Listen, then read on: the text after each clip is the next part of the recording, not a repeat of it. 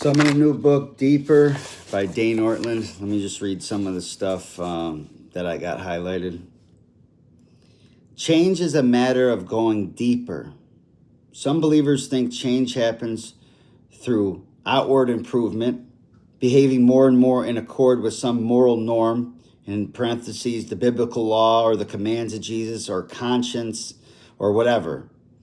Others think change happens mainly through intellectual addition, understanding doctrine with greater breadth and precision. Others think it comes centrally through felt experience, sensory increase as we worship God. My argument is that all three of these elements are included in healthy Christian development, and if any is missing, we are out of proportion and will not grow. But real growth transcends them all. Growing in Christ is not centrally improving or adding or experiencing, but deepening. Implicit in the notion of deepening is that you already have what you need. Christian growth is bringing what you do and say and even feel into line with what, in fact, you already are.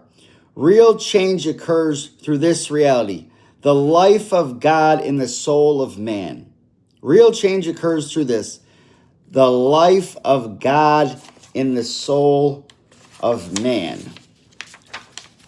And let me just read, that was just in the introduction. Let me just read some of the stuff in chapter 1. This book is about growing in Christ. The first thing to get clear then is what Jesus Christ himself is like. Our growth is not independent personal improvement. It is growth in Christ. Who then is he? The temptation for many of us at this point is to assume we pretty much know what Jesus is like. We've been saved by him. We've spent time in the Bible over the years. We've read some books about him.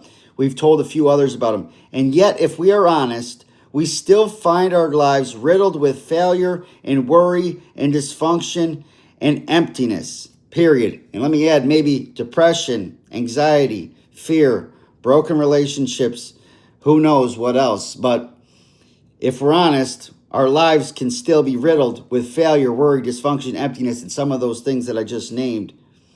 One common reason we fail to leave sin behind is that we have a domesticated view of Jesus. Have we unintentionally reduced him to manageable, predictable proportions? Have we been looking at a JV version, decaffeinated, a one-dimensional Jesus of our own making, thinking we're looking at the real Jesus?